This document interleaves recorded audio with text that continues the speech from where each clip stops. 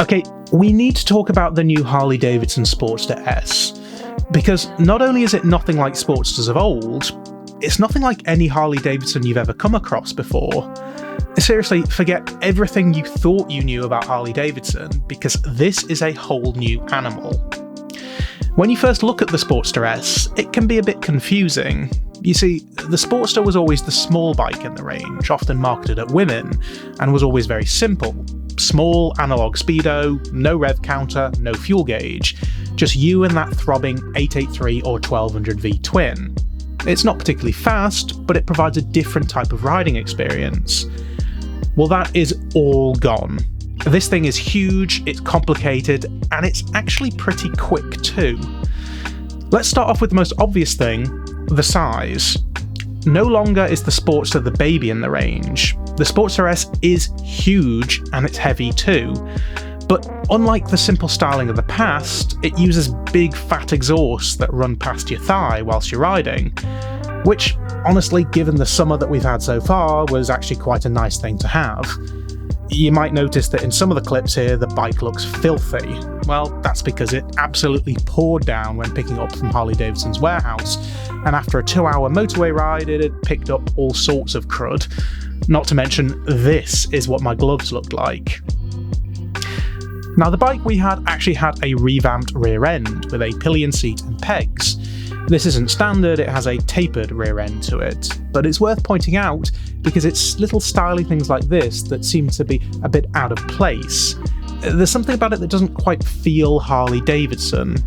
It's not that it's bad, it's actually quite nice, it's just that it feels like something else, something different.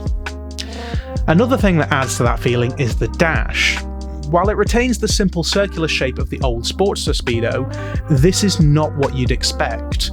Not only is it fully digital, it can be programmed as a sat-nav using the Harley Davidson app. It can also sync up to your phone for calls and control music as well. I think it also has voice control. It's got keyless go, which is nothing new, but honestly, I've never really liked this. You still have to use the key for the fuel tank and to get under the seat, and it requires a big old fob for the alarm, but at least it makes more sense on a bike like this than on a sports bike where you're trying to squeeze it into your leathers. But when you get up close to this bike, you realise that there's just wires all over the place, and that's because everything is electric.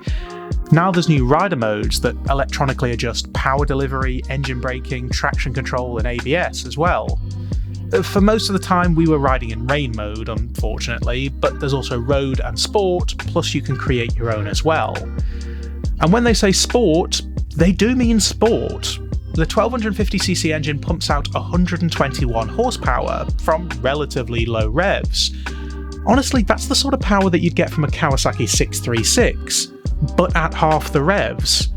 That coupled with the fact that you're sat with your arms and legs outstretched with forward-facing pegs, you really have to hold on and you feel yourself being thrown backwards in the seat when you twist the throttle. In fact, one of the weakest parts of the bike is that they've made it fast, but the brakes don't slow it down quite as much as they should. It's quick, but it's also heavy. And while it does have decently sized Brembo brake at the front, it only has a single disc, when it could probably do with two. It's odd. I mean, I've always liked the Harley Sportster. I had one, but this isn't it. It's a new breed, it's something else, and frankly, I'm completely blown away by it. In some ways, I miss the simplicity of what a Harley normally is, but I can't deny that this is a brilliant bike.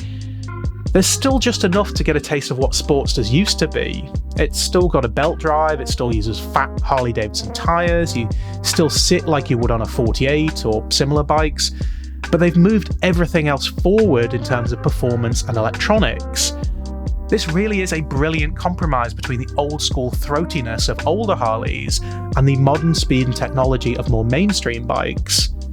If you're one of those people who thought you'd never ride a Harley, seriously, give this one a chance. If you're the type of person who loves the raw simplicity of Harleys, well, maybe I'm not so sure. But either way, I can't emphasise enough that this is an all-new experience, and one that you really need to have for yourself. So, go book yourself a test ride and prepare to be surprised. Go! Do it now! Do it now! Come on!